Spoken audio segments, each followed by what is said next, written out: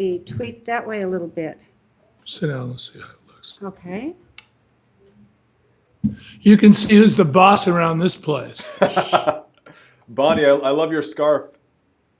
Oh, thank you. Thank you very much. Hey, sorry we missed you last week. It's okay. It happens. I I wish we could have made it happen. I'm sorry about that. Oh, it's cool.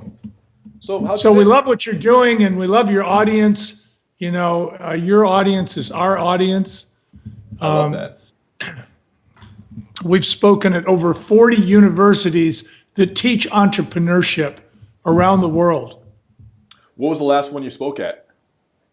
UCI last week on Wednesday. Oh yeah, California Irvine. Nice.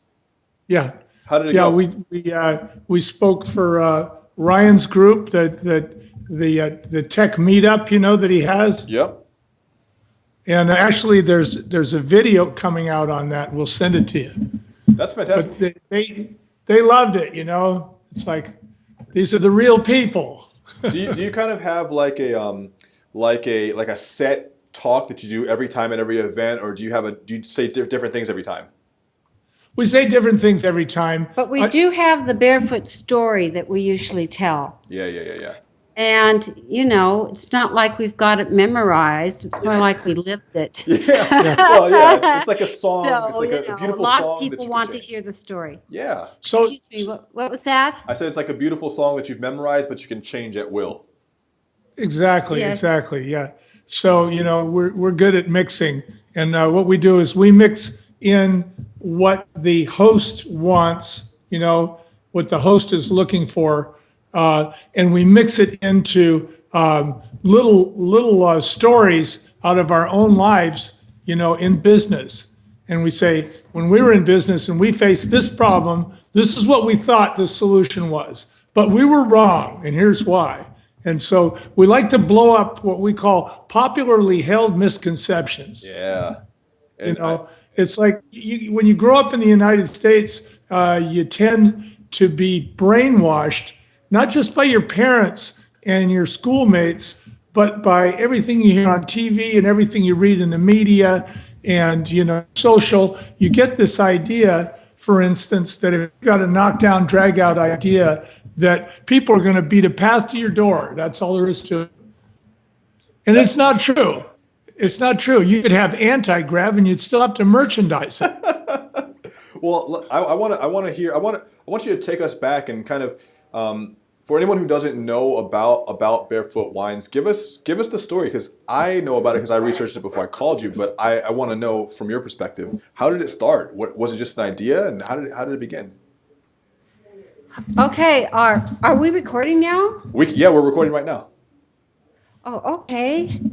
Well, the story was really interesting of how Barefoot Wines got started. Michael and I were both business consultants, and we really loved Sonoma County, which is a wonderful grape growing region. So we moved here. We moved here for the redwoods, the Pacific Ocean, all the hiking trails. And we were consulting with various businesses here. Well, because it is the wine country, a lot of our clients were in the wine industry. So I had a client who was a grape grower, and he wasn't paid for his grapes for 3 years, I discovered as I got in and started organizing his office. And so I'd asked Michael if he'd please go to the winery that owed him the most money and see if he couldn't collect. So Michael went off to collect the funds, and he got a big surprise, didn't you, Michael? Yeah. Well, when I got there, they had just declared a Chapter 11 bankruptcy. That means they had no money. And so they were all, you know, like, hey, take a ticket and wait your turn. And I'm like, wait a minute, you know, I'm not leaving here without something. What do you guys got? And I started looking around, you know, and I saw all these tanks. And I said, what do you got in those tanks?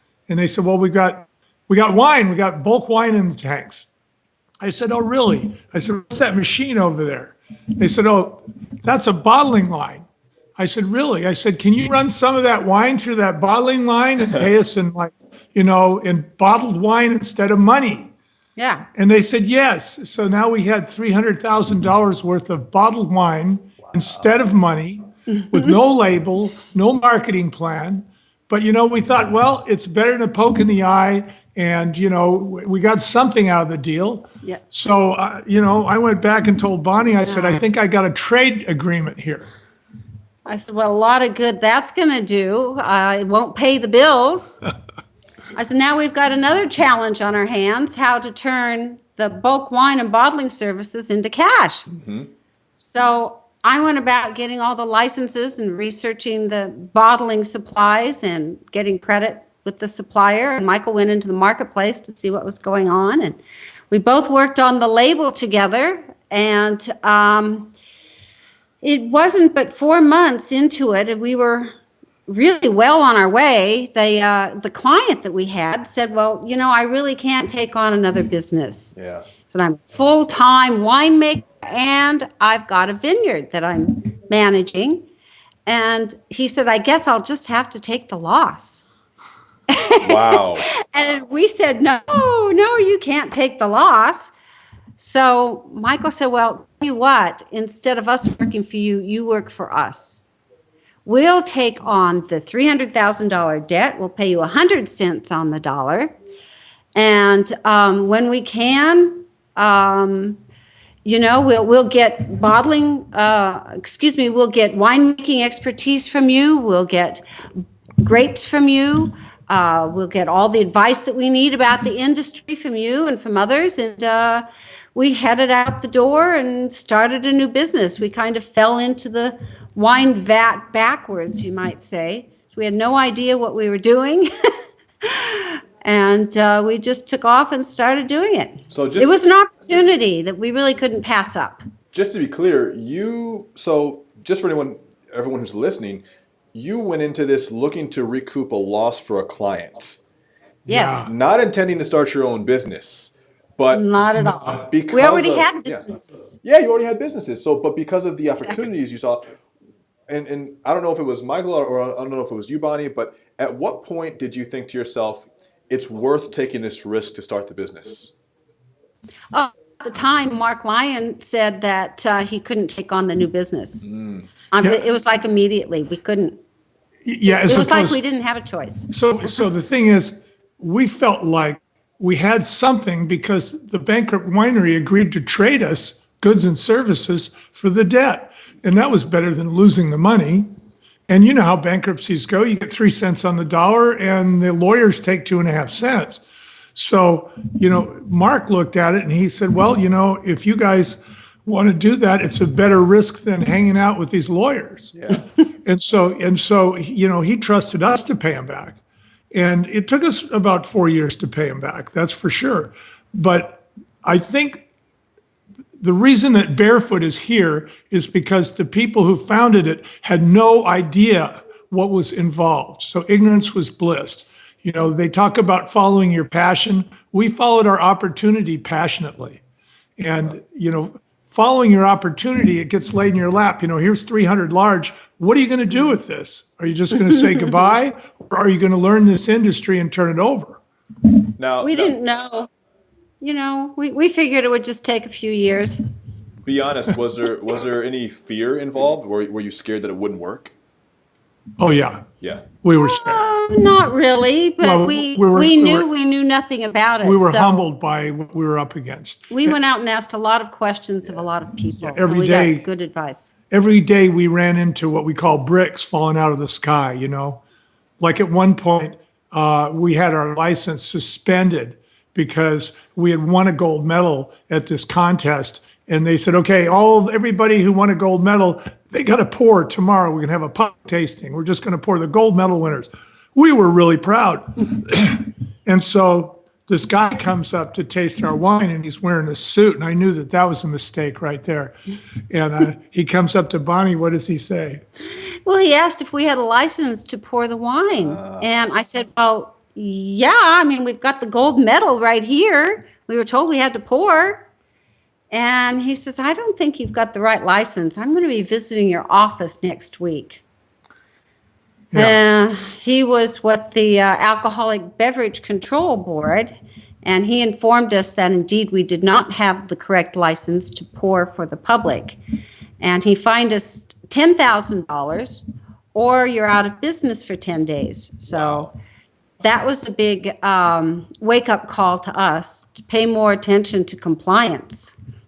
Oh, yeah. So every state in the union, deals with alcohol differently. They all have different laws. If you traveled, you go to Pennsylvania, you got to buy liquor in a control board store, right? Yep. You go to New York, you have to buy it in a little, bottle shop. You go to California, you can get it at supermarkets, right? So, every state has different laws, and we had to learn all those laws and be in compliance. So that was a giant challenge. And also learning about distribution was a giant challenge. Yes. I'd say the biggest takeaway for us was that distribution and actually getting your product if you're in the business of building a real product, okay, not a virtual product, but a real product, okay, you have to get it to the client somehow. And that's where it all breaks down. It breaks down in that distance between your warehouse and their living room. Something goes wrong. And that's what you have to learn. And it's different in every state, it's different in every country, and you have to go through these distribution systems. And we found ourselves spending so much time just in distribution management that we were glad that we outsourced everything else. Yeah. Because if we had bricks and mortar, like a millstone around our neck every month, asking for, mortgage payments and stuff, we would have gone bankrupt. Yeah. So we tell young people, when they're starting out, be sure to figure out how much you can outsource. I mean, and the fact is, you can outsource everything except quality control, accounting, and sales. Yeah. Those three things. Outsource everything else. And you don't have to outsource it to China. You can outsource it around the block or in the next county. And the reason is because there's always people who are specialized in some area that you need in your production who are willing to work with you. Well, I guess what I'm curious about is, Barefoot Wine is a huge brand. Everyone knows it, but it wasn't always like that. How did you get the word out? How did you scale it? How did you make it so popular? Okay, Well, we didn't have any money for advertising. So we were worried about that same problem ourselves. Yeah. Michael took the idea, the product in the bottle, to a major supermarket buyer and asked him, how many truckloads do you want, basically.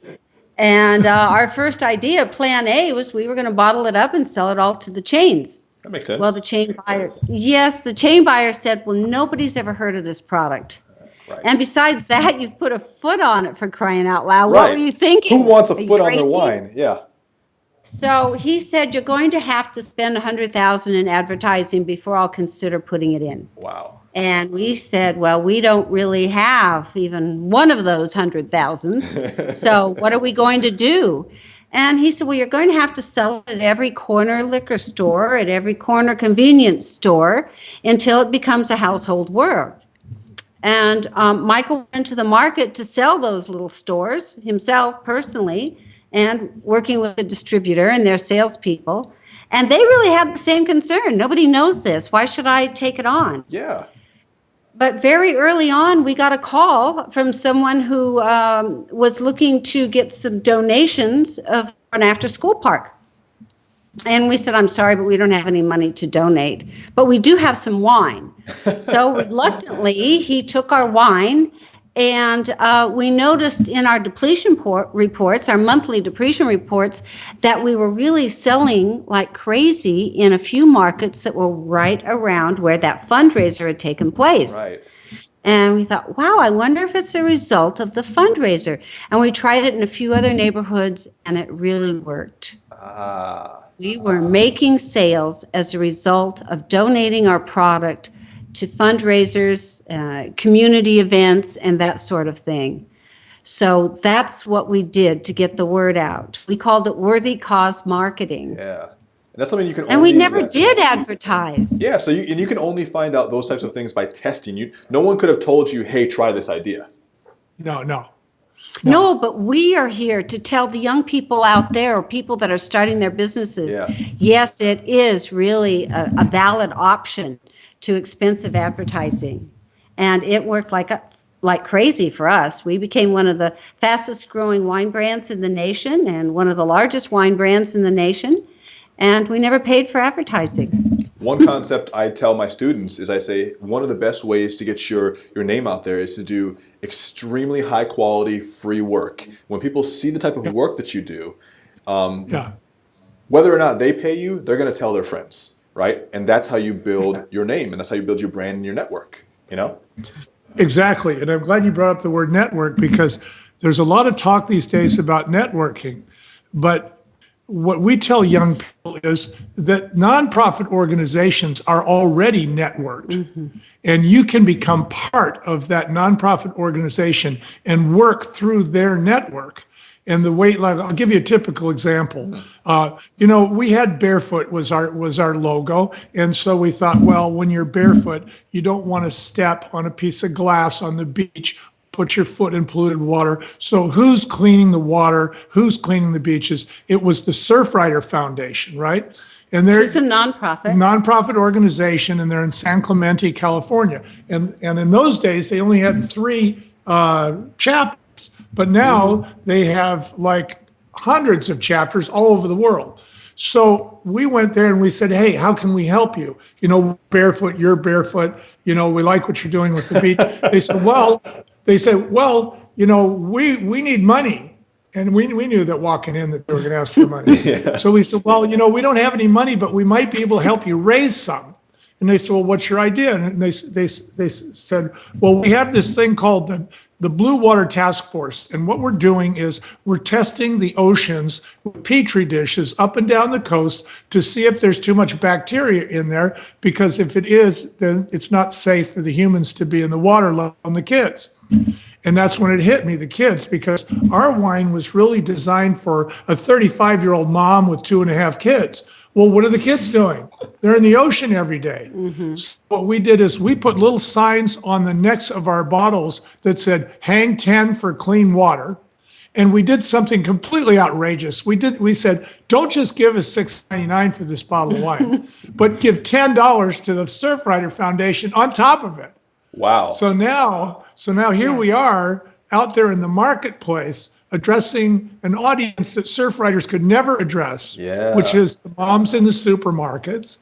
And we're telling them about the problem at the beach and what these guys are doing about it. So we raised a lot of money for these people. They now had a social reason to buy our product, and they spread the word from chapter to chapter throughout the United States through their networks. As they grew. And so of course, through the years, as they were growing, we were growing too. So they became like a strategic ally, a nonprofit strategic ally that was helping us get the word out. And so, you think about when you have a product, you think, oh, well, I've got to have hundreds of thousands of people. You don't. You need to have a few people who really love your product so much that they are advocates and they're telling their friends and whatnot about it, like you said. And those are the people who've got the real credibility. You might see an ad, but when your friend tells you about it, that's got a lot more credibility. You're going to try it. And so that's what we did by working not just with surf riders, but with LGBT and with other conservation groups such as Save Mono Lake and Keep Lake Tahoe Blue and Save Delaware Bay and all over the United States, all these different groups. And so those groups, like I said, the members of the groups now, they had a social reason to buy our product. Now, okay, I love this, and I love when new, like, scrappy startups come up with innovative strategies, because usually what you see is the bigger competitors with the deep pockets end up copying you. Have you seen people copy your strategies? Lately they are, yeah. Yes. It took them about 15 or 20 years to catch on. Well, wineries have been donating to nonprofits for a long time. Yeah. But they did it as they would say, see, there's 2 different ideas here.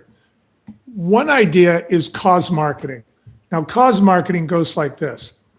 We're taking a percentage of our money and we're giving it to this cause, and you should buy our product because we're such a good guy. Right. That's cause marketing. And you're addressing the general public with that message. So the message itself requires advertising. Now, worthy cause marketing is a little different. what you're doing is you're marketing your product to the members of that nonprofit organization only. So now you don't have to get the word out about the good boy that you are, Yeah. because everybody knows you're a good guy that is in that network.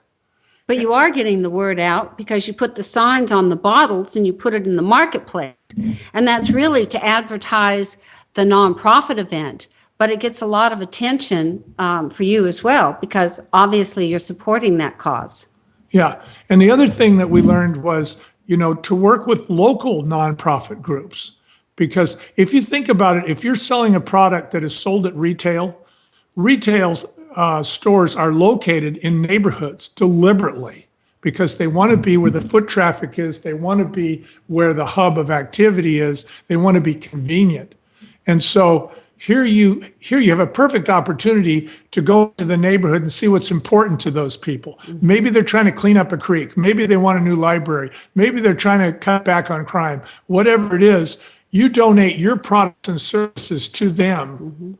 Maybe you can give them products, they can auction it off at a silent auction and raise money. But you don't just give it away.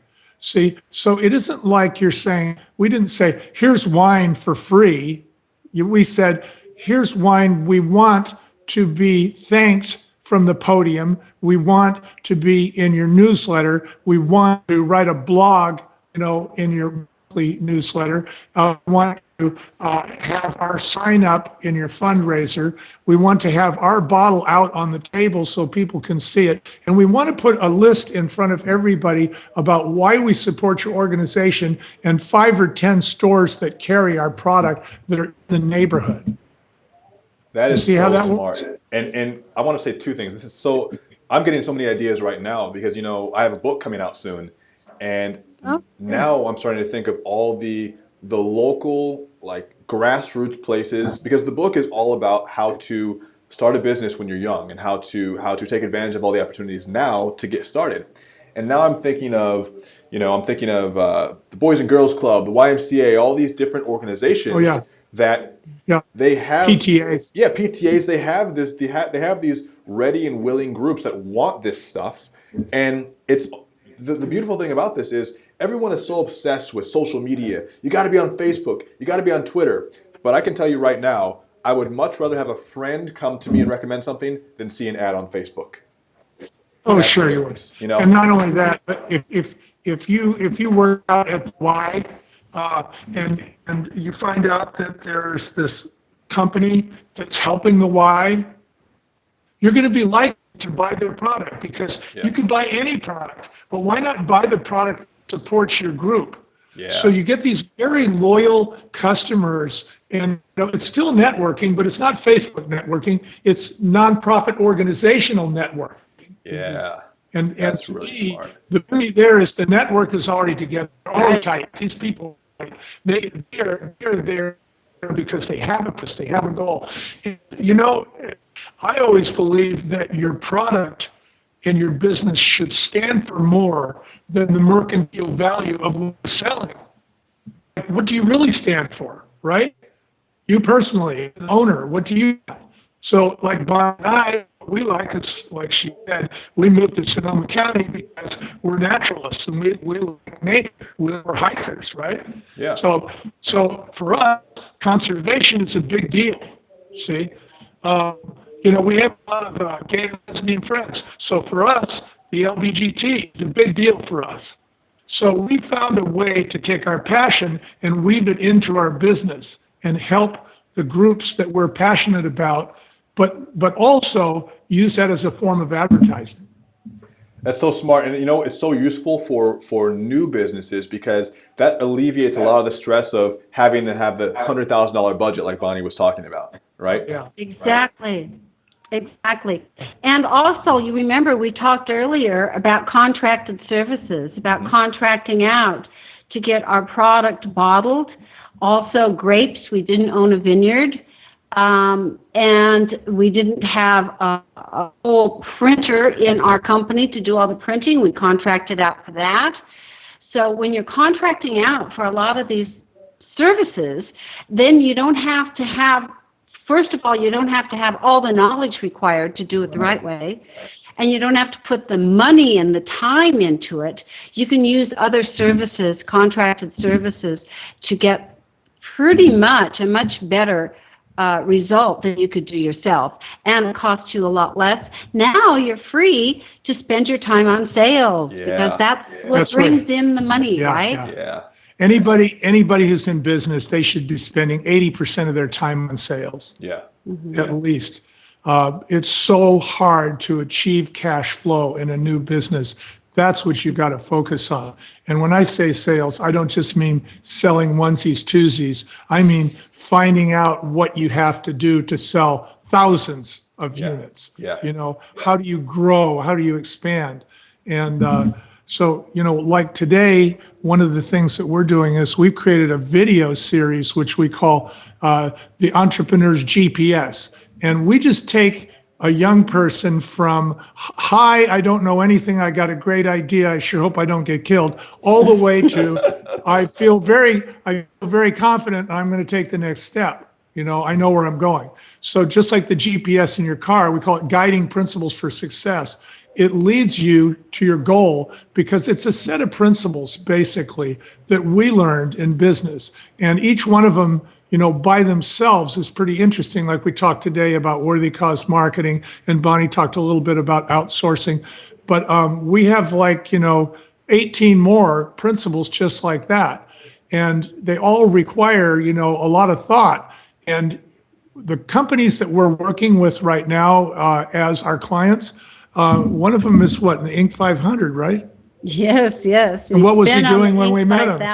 What was he doing when we met him? He was having a lot of problems, one of our clients, that he couldn't keep employees. They were coming in and out all the time. He had two lawsuits, plus the bank down on his neck. And we were able to help him to really change his whole philosophy about how he dealt with his employees, how he dealt with his suppliers, how he dealt with his bankers. And he's in very good standing with everyone now. And he's, like Michael had said, he made it to the Inc. 500. See, and it's pretty remarkable. It's awesome. really about your mindset. It's like, how do you look at relationships? How do you look at your employee? Do you say, I'm the boss, you're fired, you better do what you say, I paid you, you better perform? Or do you say, we've got a problem out here and I want to include you in the solution. And what's your idea to solve this problem? And by playing what we call know the need as opposed to need to know. See, that's another one of the principles, is basically respecting people and what's between their ears. If somebody works for you, you've got a real asset on your hands. If you treat the person right, they're not going to leave. See? And so the idea is treat them right, pay them right, and acknowledge them.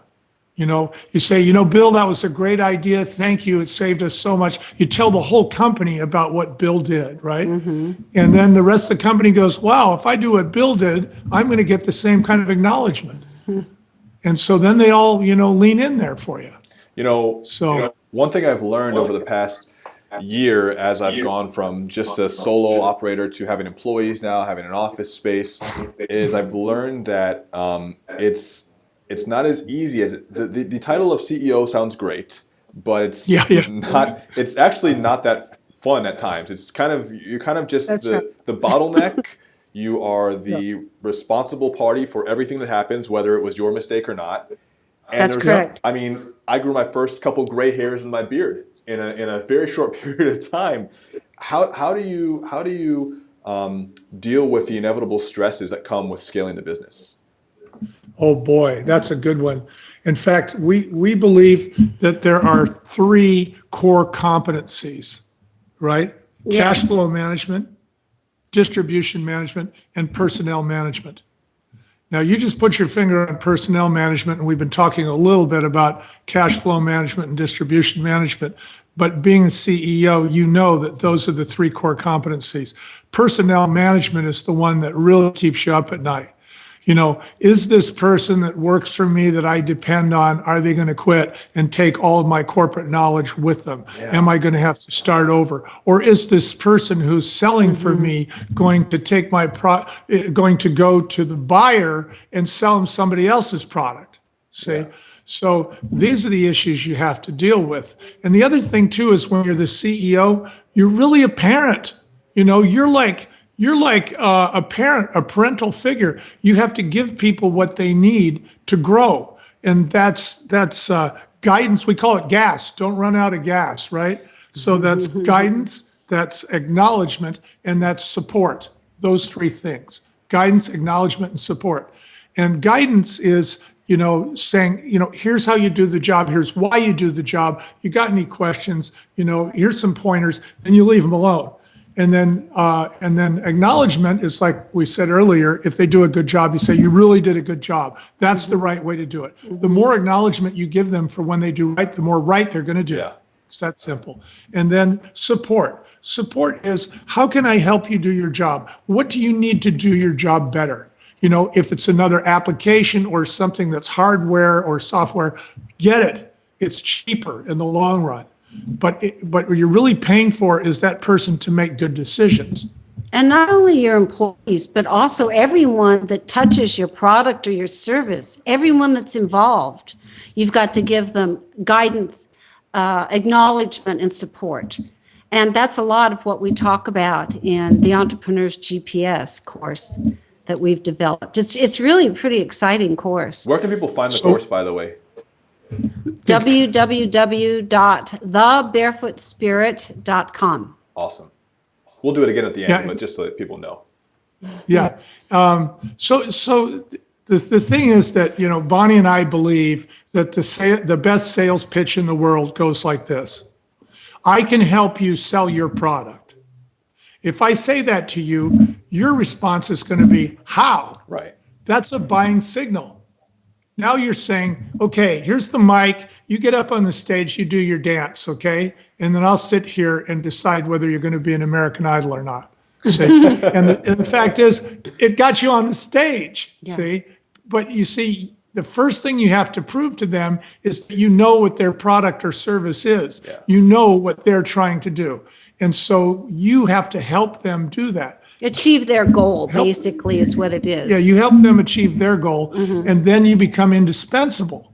And I would say that when you start a relationship with anybody, you want to start off with, what can I do for you? How can I help you? Because they have to know, like, and trust you, right?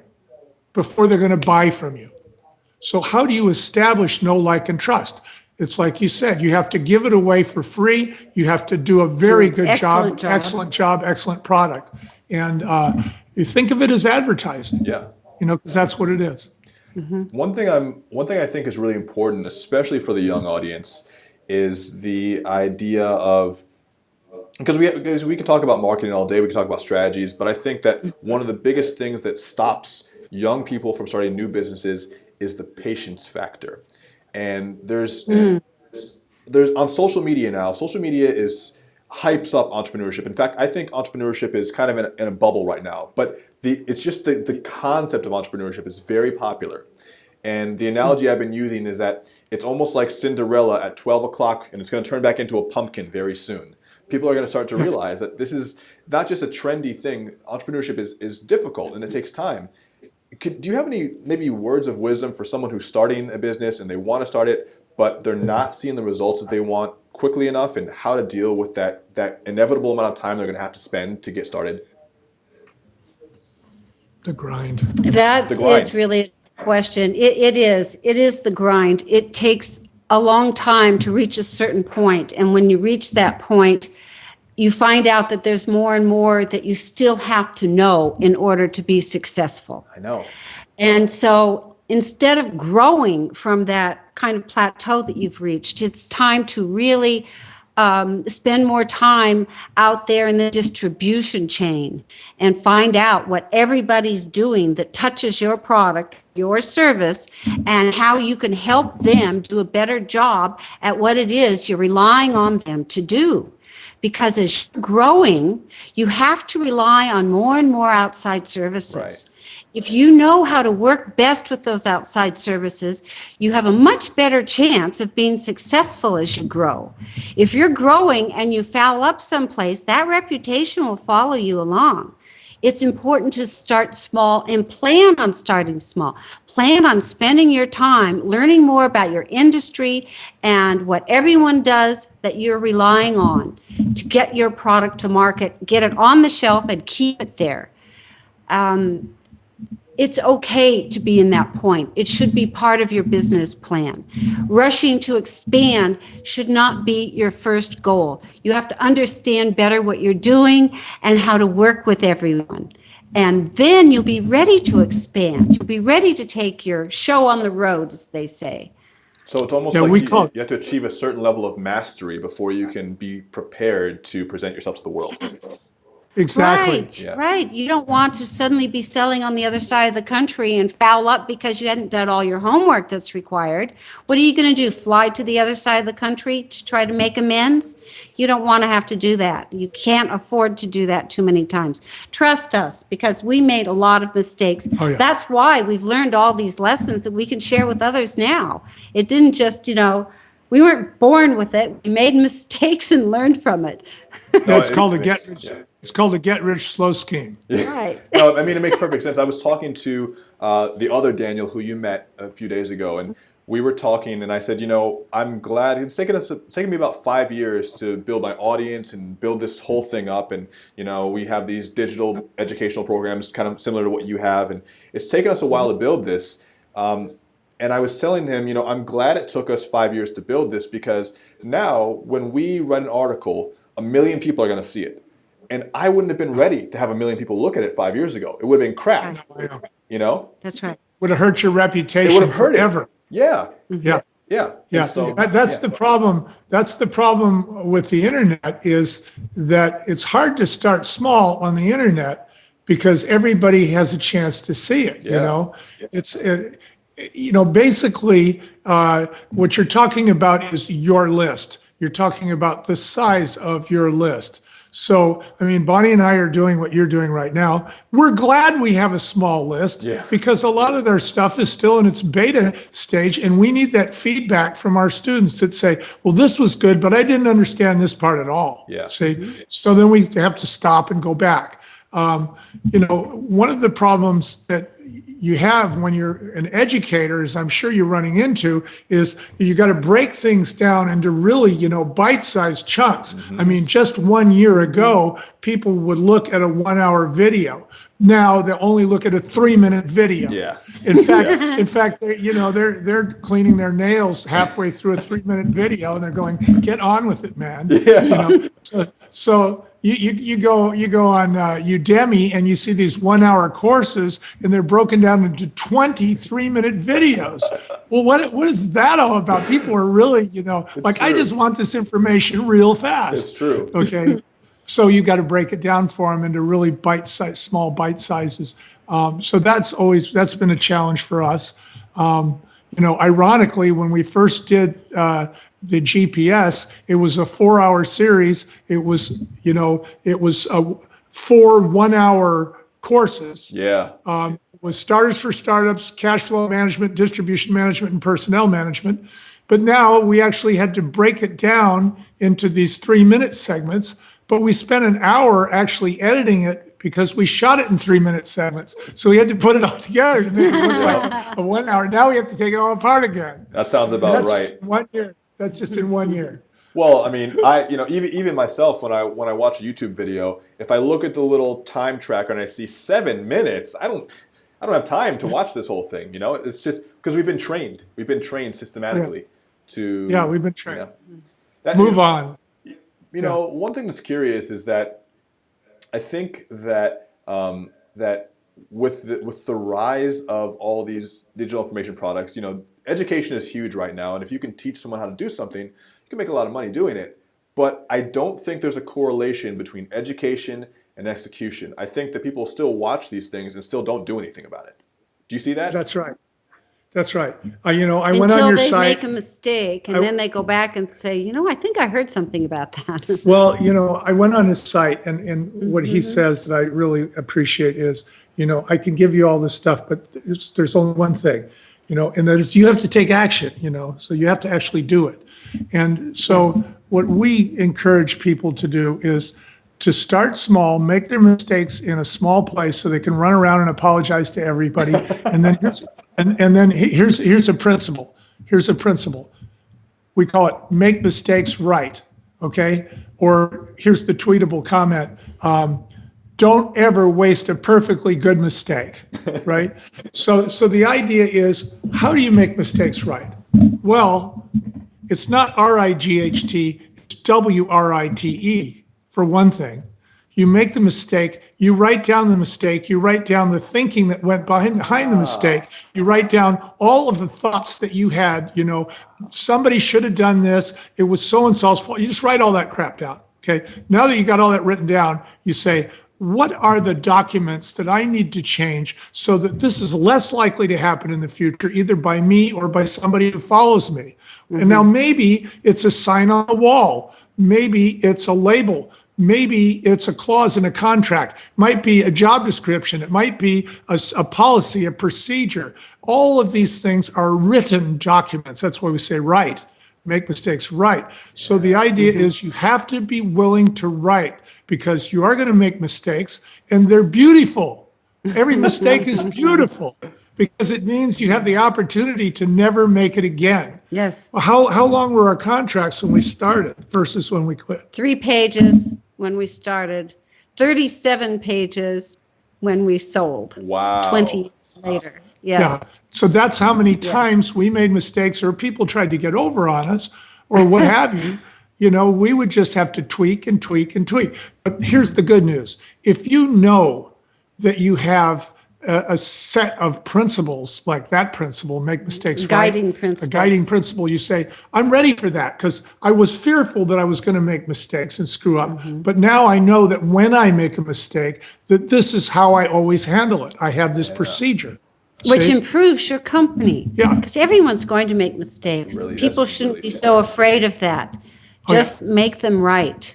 And what we would do was when we would say to people, look, you can go, if you make a stupid dumbhead mistake, you need another job. But if you make a procedural mistake, you need to tell us what documents you think need to be changed so it'll never happen again.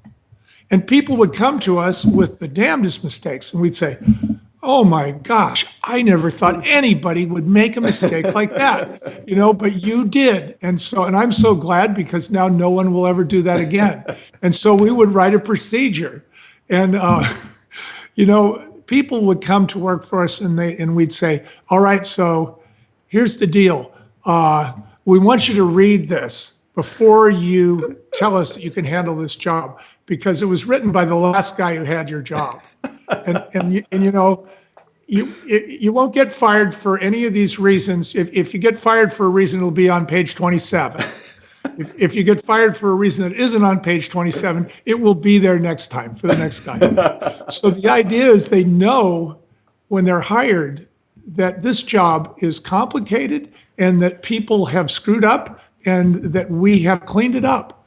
I mean, you buy a pair of Levi's pants and you look down the legs and you see this little sign inside that says left leg. And then you see one on the other side, it says right leg. Why are they doing that? Is that for the customer so he doesn't put them on backwards? No, it's for the assembly line guys. See? What? So Yeah. How do but you? this is what I mean. I had something recently that happened with us, and I hired a friend, and I had to fire him, and it was painful. Oh, yeah. Oh, yeah. And it was really, I felt really bad because he was responsible. I was responsible for his income. I was responsible to him, but he just did some things where if I continued to let that happen, I'd be irresponsible to all my other employees because we would suffer as a company. And it was very painful for me. And I went back and forth. I talked to my girlfriend about this for 2 weeks before I made the decision, and it was very difficult. Have you ever encountered something like that? Oh, yes. Yeah. Yes, we had an employee early on who, when he came with his pencils and his typewriter, and he did everything. There was just 3 of us in the office. Yeah. Okay. And time went on, we hired more and more people, and he'd had some particular health issues that were causing his problems, and he wasn't able to do his job. He wasn't able to perform. And also, he'd been with us for a certain period of time, but he really hadn't grown. He understood the business. He'd do anything he was asked to do, but he wasn't up on what was going on currently. Yeah. The technology, everything was changing. And finally, the point did come where we had to tell him that we couldn't use him in the company anymore. He had to move on. And it's very difficult. But what you have to do is make a decision that's best for your whole company, just like you said. Yeah. Oh, we had a line of people outside our office that said, hey, it's him or us. Yeah. Really? Oh, yeah. Yes. Wow. And the thing is, you hire somebody and they're good for your company, in first gear. Yeah. But when you're in third gear, they're still grinding away. They haven't, like, the biggest problem we ran into is what I call provincialism, which is where you hire people and they know a lot about the town that they live in, but they don't understand that there's people in Des Moines, Iowa that you're going to be doing business with. Yeah. Or that they're a 2-hour time difference or 3 hours from us. They don't have the cosmopolitan view of the world, you see. And so here you become a world brand Yes. and you're doing business all over the world. People on your staff have got to realize about time zones, and they also have to respect cultures. People are different, and so we're doing business with all these different ethnicities. I mean, Indians, Koreans, Japanese, Chinese, and they all have different cultures and different ways of doing business. And communicating. So we can't have our people embarrassing us because they don't have respect for their culture. So this was, a problem. I mean, once you get large, you really do have to take another look at your people, either that or educate them. Try to hire people off the bat who don't think that the world ends, 8 blocks down the road. Yeah, I mean, I think that's I think a company that size is something that everyone hopes to get to, but they never really. I think that most people don't have enough of an imagination to see how they're ever going to become global. I think that's like a pipe dream for a lot of people. Well, You've got to prepare for success from day one. Yeah. And that's important. That's why when you're starting small, you're preparing for success by learning all your lessons in a small area and then expanding. Well, when you're expanding, there's always more to expand to. Yeah. And also, you want to take into account who's going to acquire your business. There you go. When you're just starting off, sometimes it is such a struggle just to get going that a lot of people don't consider what their real goal is, which may be being acquired. It was for us. That was yours. And that's why our 4-part series, The Entrepreneur's GPS, the first part is Starters for Startups. And we talk about what it's like right from the beginning and how to prepare for an acquisition or a merger from day one. And if you don't, you're going to be stuck that if somebody comes and says, I'm interested in investing or I'm interested in purchasing your company, you're not going to know where to start. Yeah. But there's many things you can do right from the beginning. I'll give you one big important clue.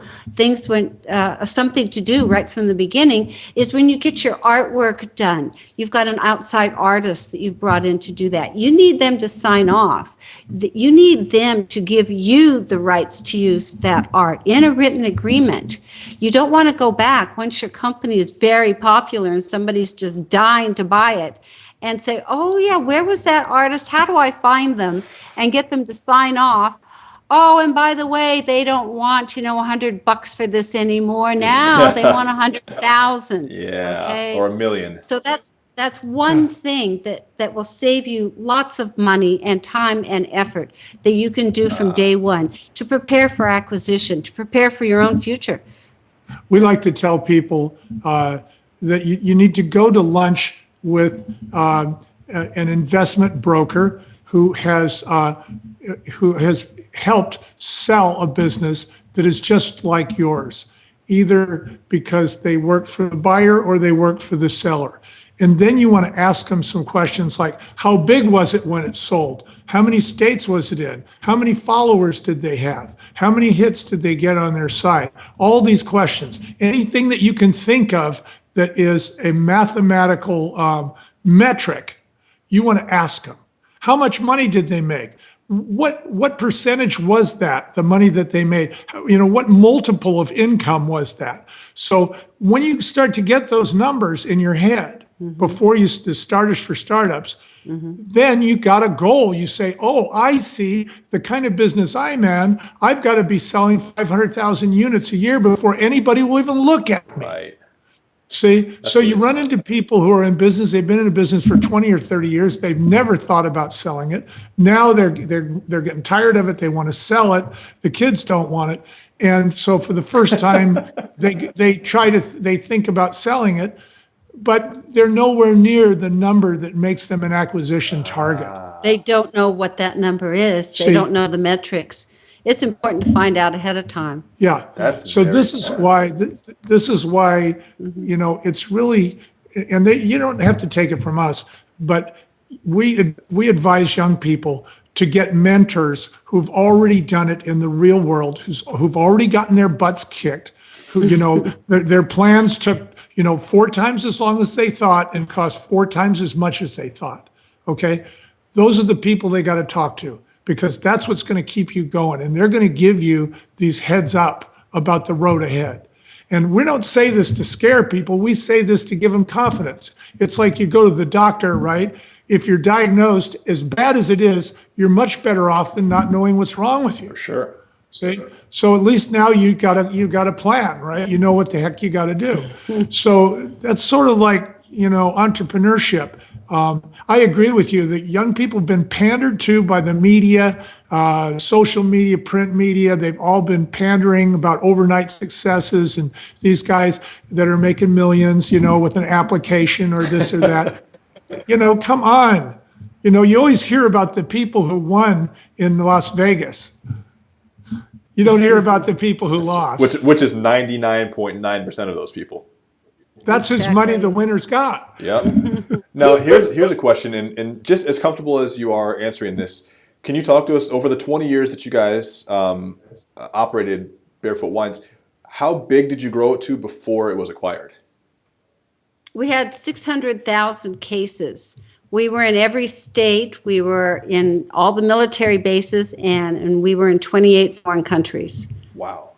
And we were one of the top selling brands in the nation, and one of the fastest growing brands in the nation. But what really made us an acquisition target was that our business was scalable and it could run without us. Yeah, Those two. Yeah.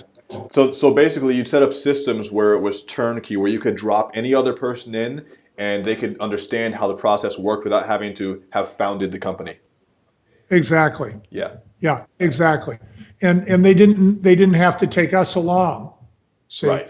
So, and the other thing too that we like to say is, real entrepreneurs are brand builders.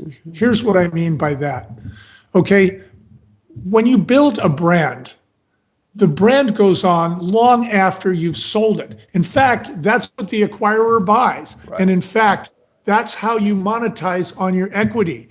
You're actually monetizing on your brand equity. So here's the dark side of the force. And that is that you wind up taking every dime's worth of profit out of your business and putting it back into growth, because you've got to get to a certain size before you'll get paid. So payday for you is not every Friday. It's maybe 5 years from now or even 10 years from now. Do you see what I mean? Do you think that every entrepreneur, every founder and CEO should want to have their business acquired eventually, or do you think that's just a choice? No. That's a choice. But some want to keep it forever because it's a lifestyle, or give it to their kid, right? Yes, exactly. But what you said earlier about entrepreneurs, that's kind of a word that a lot of people use to describe a sole proprietor.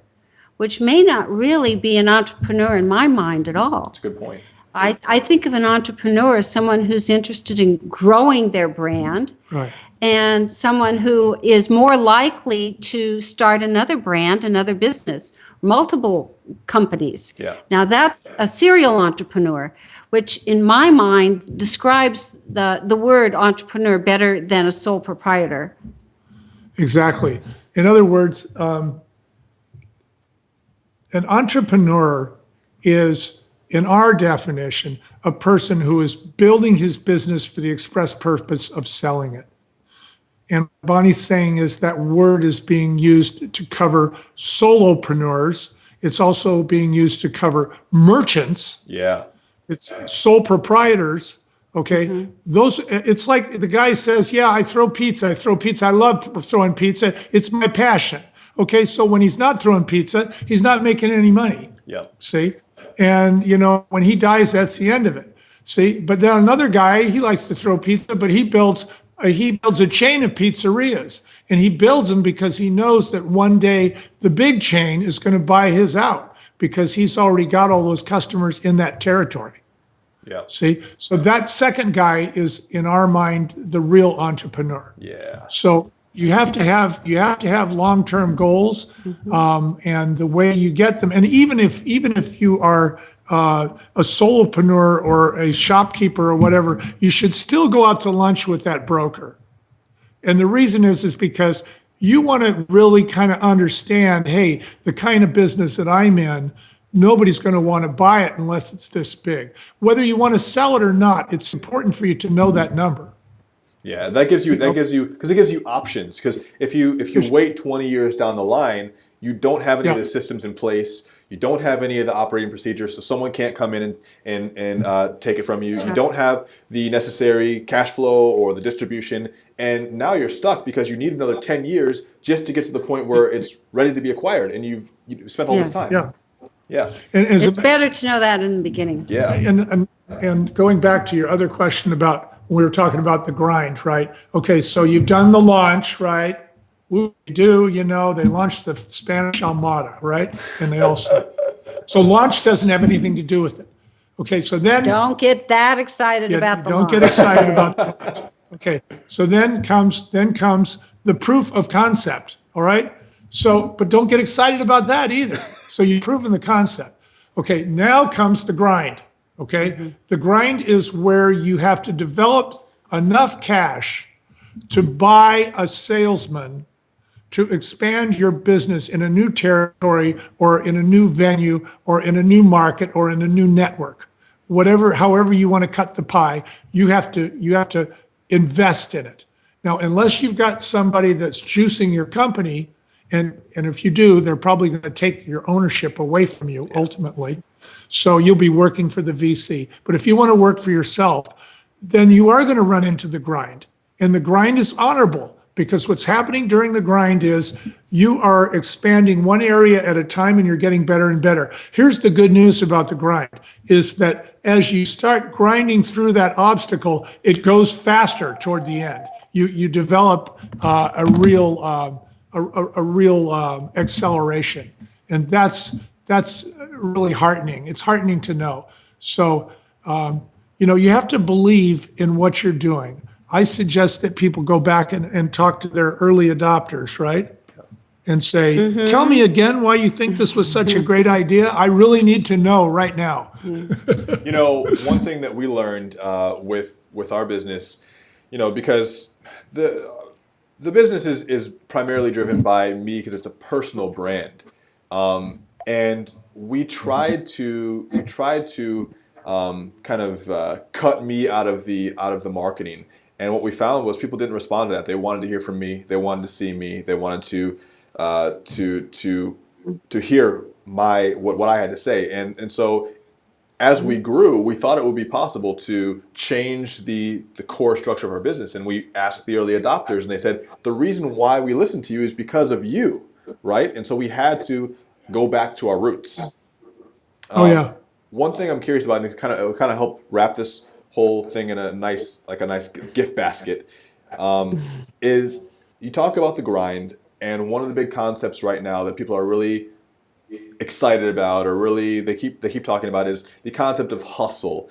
And there's this idea that successful entrepreneurs are up at 4 a.m. They don't sleep. They're always hustling. Is that a myth or a reality? How much are you actually working to build, a 6, 7, 8-figure business? Well, we were really working pretty much all the time. Yeah.